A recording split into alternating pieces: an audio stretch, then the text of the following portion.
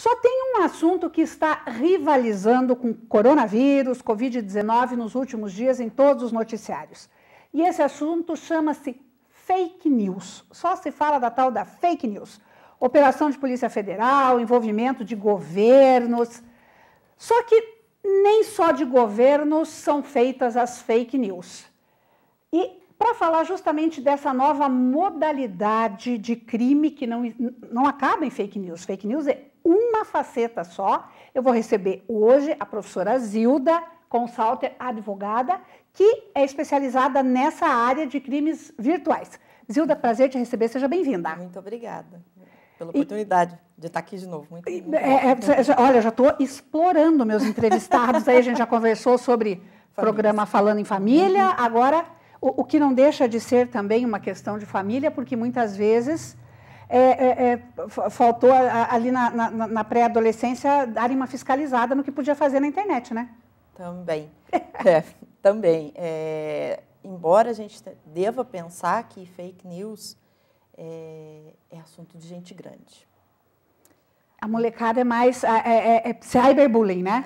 Bullying. Eu diria, se eu pudesse fazer uma classificação, eu trabalharia com o assédio no ambiente de trabalho, o bullying no ambiente escolar e adolescente e a fake news para a gente adulta e profissional. Porque as fake news hoje são coisa de gente não só adulta, mas profissional.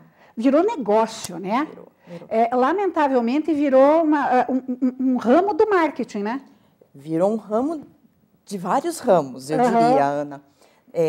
Do marketing, sim, porque as fake news podem ser utilizadas como forma, por exemplo, de elevar valor de uma marca, de uma empresa, elevar a quantidade de cliques ou de seguidores que um determinado site ou perfil tenha. Pode alavancar vários empreendimentos e tudo isso implica, evidentemente, em valor comercial, nos valores milionários de publicidade. Mas não apenas nessa vertente. Essa é a vertente econômica, né, que pode levar a isso. Não raro a gente verifica numa rede social, que você está lá passeando, alguém morreu. Alguma celebridade morreu. E se você, porventura, gosta da celebridade ou ficou curioso, alguma coisa assim, você vai acessar para verificar. Nossa, morreu do quê? O que aconteceu? Eu gostava desse ator, desse cantor, enfim. E aí você vai verificar ou então, no afã de comentários ou no afã da emoção que você sente, você replica a informação. Se você tomar esse cuidado de fazer a verificação, na maioria das vezes a pessoa não morreu, né? Exatamente. Mas o que acontece? Esse site que divulga essa notícia falsa, ele conta com esses acessos. Ele aumenta o número de visitas e tudo mais, às vezes de cliques, de curtidas, enfim. E o que acontece? O seu valor comercial, principalmente na área da publicidade, se eleva em razão destes números.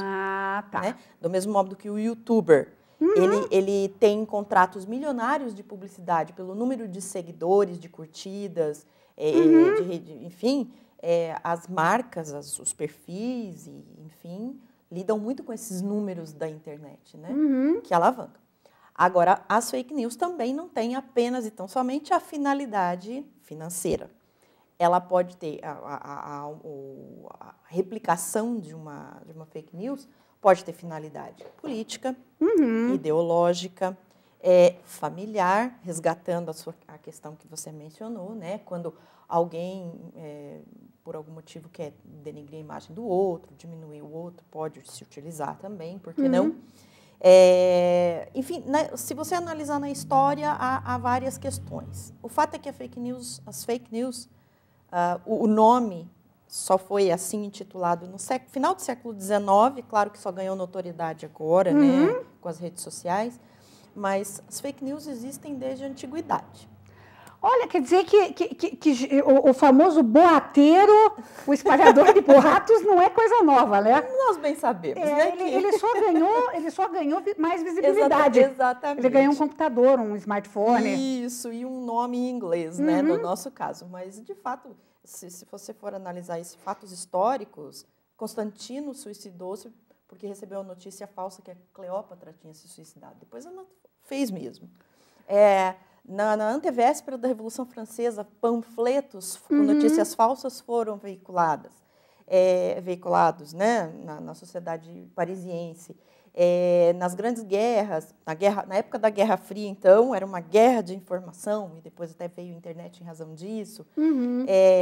Num passado próximo, a eleição do presidente norte-americano, que depois constatou-se que 3 empresas russas participaram, né, de todo o imbróglio ali que envolveu a eleição norte-americana. Muitos dizem que o mesmo estratagema foi utilizado nas eleições daqui. O Brexit, a saída do Reino Unido da União Europeia, foi alavancada por notícias falsas, induzindo as pessoas a votarem no plebiscito de uma maneira ou outra. Enfim, então, assim, no futuro, no passado não muito distante, nós temos vários exemplos que nem sempre têm aquela finalidade econômica, mas tem finalidade política, ideológica, como falei, outras circunstâncias apenas e tão somente para prejudicar alguém, enfim, aí a motivação é vária, né? Mas eu sempre digo que falar de fake news é falar da velha e popular fofoca maldosa. Exatamente. Que existe desde que existem 2 homens na face da Terra, né? Aí vieram aqui, só que até um tempo atrás você rastreava e a pessoa sabia que, né, ela podia até ter um certo cuidado, o fofoqueiro, porque sabia, todo mundo conhecia os fofoqueiros, né? Sabia quem era. Agora, hoje as pessoas, né, esses profissionais, criam vários perfis falsos e acham que nunca ninguém vai chegar neles. Exatamente. Não é bem assim, né, Zilda? Olha, é importante para entender bem a fake news e essa questão da punição dos responsáveis, a gente entender o mecanismo da fake news, né? Então, por isso que eu até vou reforçar essa questão que eu mencionei no início, que é coisa de gente grande, de profissionais. Hoje existem grupos especializados nessa prática, são os chamados ciborgues sociais ou ciborgues virtuais. São grupos que transitam pela chamada Deep Web. O que é a Deep Web? De maneira muito simples, é aquela camada da internet cujas buscas e atividades não são registradas pelos buscadores corriqueiros que nós temos, como um Google, por exemplo. É um submundo. É por isso deep, né? Ou mais profundo. Existe um mais fundo ainda, que é a dark web, aí é uma outra história. Mas, enfim, esses grupos transitam na deep web, fugindo, né, de alguma normatização que já existe, da fiscalização, etc. Transitam ali. Uma vez contratados, então, eles bolam a notícia falsa, tradução de fake news, utilizando-se em regra, não é 100%, mas em regra, um misto de verdadeiro com falso. Então, uma pessoa verdadeira, uma notícia falsa, um fato verdadeiro, uma pitada falsa, enfim. Eles têm que dar pelo menos um verniz de credibilidade. Isso, mas é exatamente isso. Porque senão, a fake news, o Papa é marciano. Isso. Eu fui com meu cachorro para a Lua. Coisas assim. Bom, muito bem. Eles, então, bolam a notícia e aí eles colocam ao encargo de robôs para começar a replicação dessa notícia. Geralmente eles usam sites conceituados ou que têm, né, uma certa reconhecidos. Podem ser de notícias, de qualquer natureza, a depender da notícia falsa. O que vai acontecer? Uma vez ganhando a publicidade via internet, essa notícia falsa começa a ser lida e aí as pessoas começam a replicá-la. O que acontece? Nós, ao replicarmos uma notícia falsa, começamos a fazer o papel daquele robô. Então, o start, o começo é pelos robôs. E eles fazem de uma forma tão massiva que tem o Instituto Massachusetts Institute, nos Estados Unidos, of Technology, o famoso MIT, fez um estudo sobre, e ele chegou à conclusão de que alguns robôs replicam 2 notícias por segundo, o que para nós é completamente inviável. Então, para a gente ter uma noção da rapidez em que se replica lá no começo. Gente, isso é horrível, né? Só... É assim, absurdo, né? Exatamente. Só que a hora que ganha o grande público faz o mesmo trabalho dos robôs, talvez com muito maior dimensão. Aham. Porque daí 1000 pessoas replicando a cada momento, então acaba que empata com os robôs, só que eles ficam lá no começo, né? E depois eles têm um outro papel. Se a notícia começa a ficar esquecida e ainda há interesse, eles voltam, né, a esquentar a coisa. Então, assim, diante disso, ou eles usam a Deep Web, ou eles usam lan houses ainda, ou usam sites e meios de acesso à internet do exterior. Notadamente países que dificultam a identificação. Por exemplo, quando você vê um nome de domínio, geralmente tem .com, no caso do Brasil, .br. Então, você sabe que o seu nome de domínio está hospedado no Brasil pelo .br, o .br, né? Existem países que não têm essa finalização. Então, eu não sei onde é. Então, por exemplo, eu tenho .uk, .uk, Reino Unido, né? .it, Itália, .pt, Portugal e assim vai. Mas tem vários países que não têm esse final. Então, eles são paraísos, porque daí é difícil encontrar. A pior notícia é que muitos tigres asiáticos, lá pro lado da Rússia, os Estados Unidos não usam. Quando você .com, geralmente se reputa norte-americano, nem sempre mas é porque eles não usam esse final, né? Então, ao utilizar Deep Web, lan houses ou semelhados, e ainda essa hospedagem onde não se localiza, essa identificação do fofoqueiro, como você mencionou, fica muito mais difícil. Né? E, de consequência, eventual responsabilização, punibilidade desse grupo ou desse indivíduo. Né? Então, tudo é muito complicado no que tange à internet e às fake news, justamente por quê? Porque o mecanismo da virtualidade, ele permite esse trânsito no escuro, né? Na sombra. Essa é uma verdadeira triangulação, né, de países. Exatamente. Então, assim, é preciso que as polícias estejam não só interligadas, os sistemas de inteligência interligados entre si, para conseguir cercar esse pessoal, mas também que haja um aparato de hardware extremamente violento e potente, porque, do mesmo modo que no nosso país o crime é organizado e a polícia nem sempre, no mundo da virtualidade é mais ou menos a mesma coisa. Os hackers e esses grupos, eles são extremamente organizados, ricos e aparatados. Ao ponto que nem sempre as nossas polícias, e nós mesmos somos, nem sempre é possível essa busca. E só para fechar essa primeira análise, lembrar que não é apenas por intermédio de sites de notícias, perfis, etc., que se replica hoje as fake news, mas os famigerados aplicativos de troca de mensagem. Né? Esse meio sim, expõe muito mais o nosso fofoqueiro. Porque aí é muito mais fácil, até para as nossas polícias, fazer o caminho inverso e verificar como é que houve a replicação e tudo mais. Né? Então, assim, quando a fake news é replicada por intermédio dos aplicativos de mensagem, a vulnerabilidade é maior. Muito raramente se chega à ponta da corda.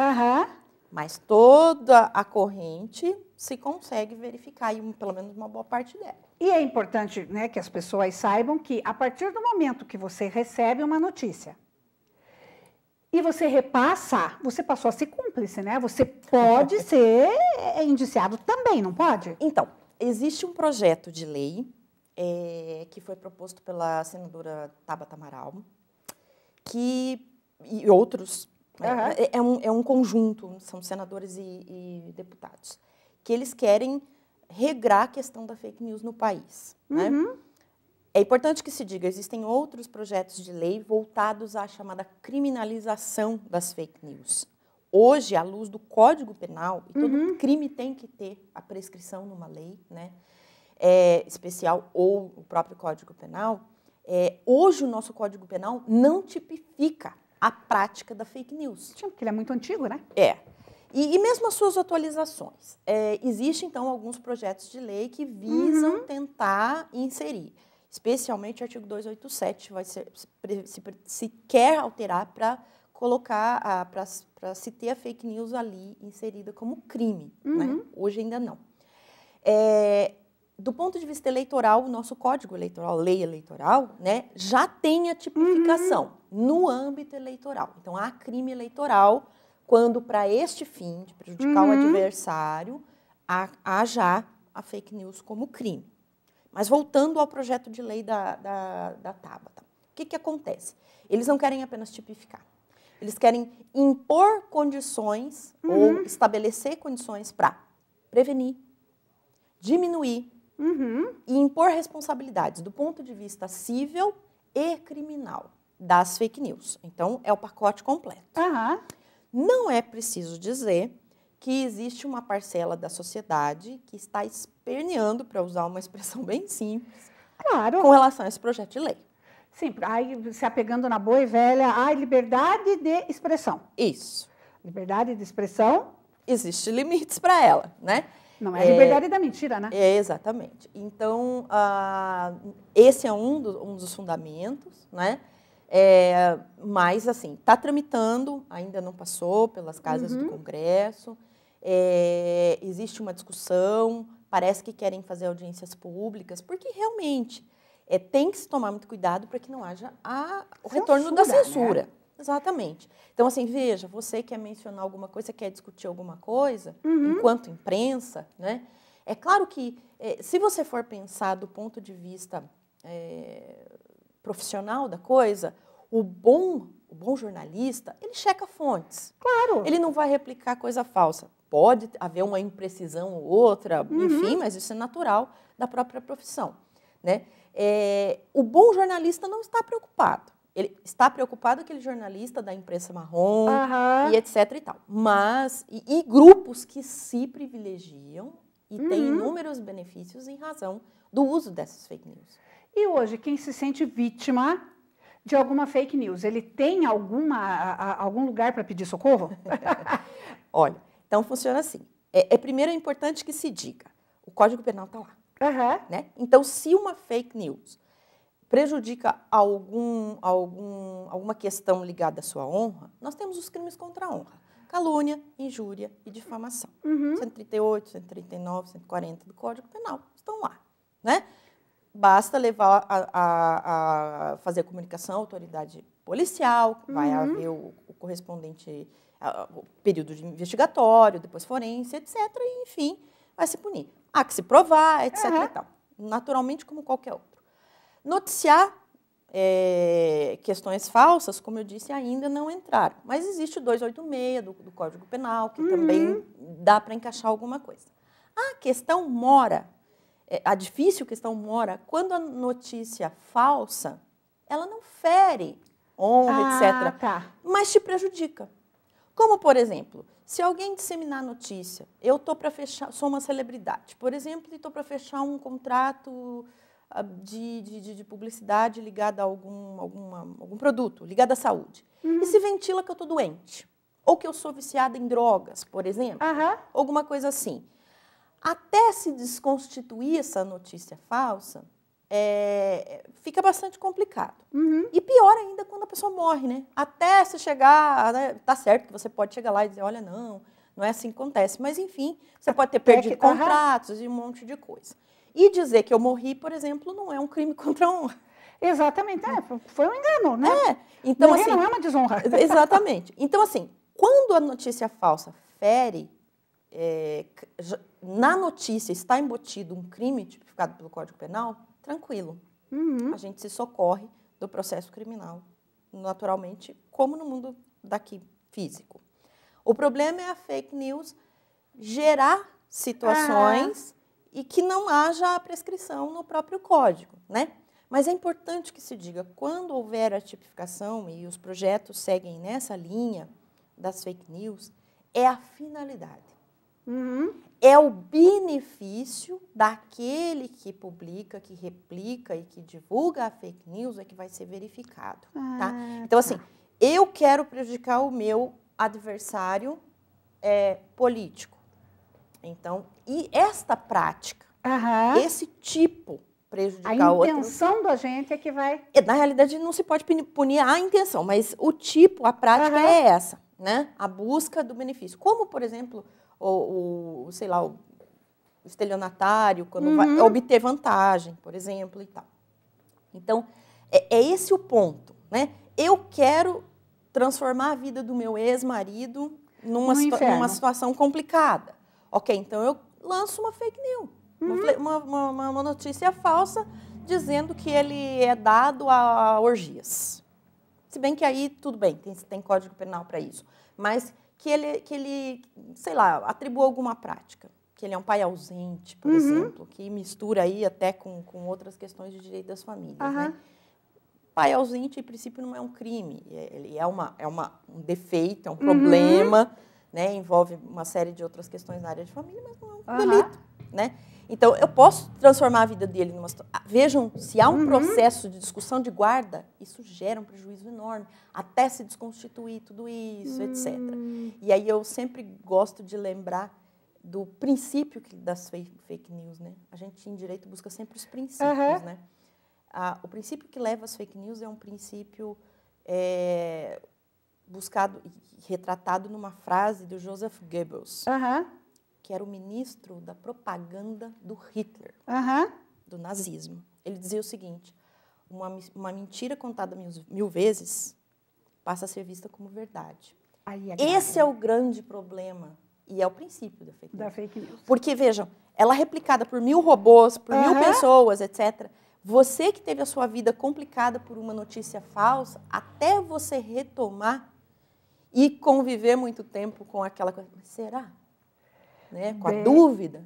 Então, isso é muito complicado. Seja crime ou não seja crime. Por isso, o tipo penal é divulgar, noticiar com o fim de. E aí pode ser econômico, social, saúde, etc. Zilda, muito obrigada. Mais uma vez, uma super aula aqui na entrevista. Adorei. E com certeza vou te convidar mais vezes para a gente esclarecer esses assuntos. Que eu volto. Muito obrigada. Muito obrigada. Obrigada eu. E você não sai daí que tem mais Alto Estilo. Eu já volto.